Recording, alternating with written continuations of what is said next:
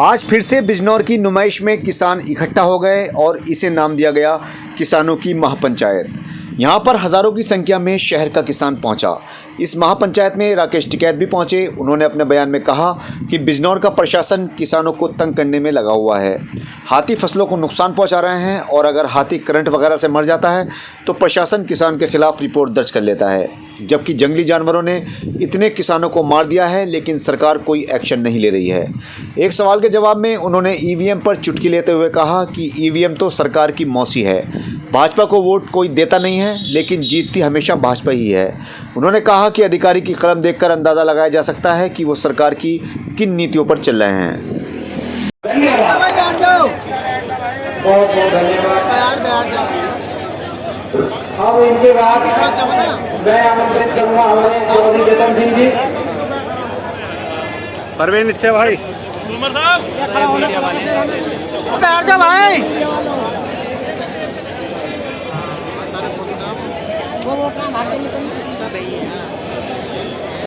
भैया आप भी सब लोग इसे मॉनिटर खाली कराइए, आपको आ जाए यहाँ से ओनली मीडिया और पुलिस।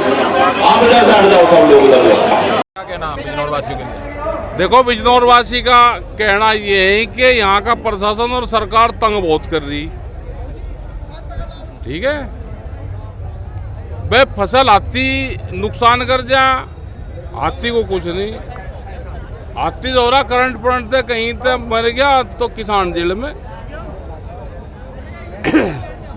भेड़िया सारों को यहाँ पे जो जंगली जानवर हैं 50 किसान मार दिए, तो क्या उनका दाह संस्कार अब डीएम और एसएसपी के यहाँ पर करना शुरू कर दे?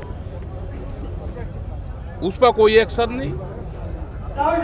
मतलब क्या आदमी की कीमत कम है? गन्ने भुगतान हुए नहीं, गन्ने का रेट नहीं बढ़ा। क्या बिजनौर के किसान या बहराइच के किसान, 2 जिलों में ये आतंक है, क्या कहीं बाहर चले जाए अपनी फसल छोड़ के? ये सरकारों की पॉलिसी जो है वो अधिकारी की कलम और उसके चेहरे से दिखाई देती है। जो सरकारों की पॉलिसी है, तो सरकारों की पॉलिसी ठीक नहीं, खास करके दिल्ली की ठीक नहीं। वह लखनऊ को भी कुछ नहीं करने दे रही। अगर लखनऊ कुछ करना चाहे तो दिल्ली बैठा डंडेल जी। तो भाई ये आंदोलन जो होंगे तो पंचायत है अपनी मीटिंग करी, और इस तरह की मीटिंगें पूरे देश भर में हम कर रहे हैं।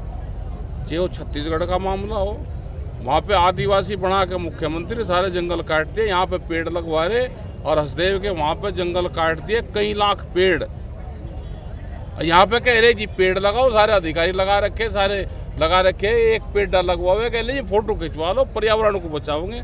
और जो हमारा 500 साल पुराना, हजारों साल पुराने जंगल है वे सारे काट दिए। तो भाई सरकार बहुत बेटा भाई, ये व्यापारियों की सरकार है, उद्योगपतियों की। सब जमीनों पे विवाद कर रहा, व्यापारी जमीन खरीद रहा, विवाद कर रहा, और अधिकारी उनका साथ दे रहा है, क्योंकि दिल्ली बड़ा डंडेलची होगा। दिल्ली वाला दिल्ली कर रही सारा काम, अधिकारी भी उन्हीं की भाषा बोल रहे हैं। संघर्ष कैडा होगा।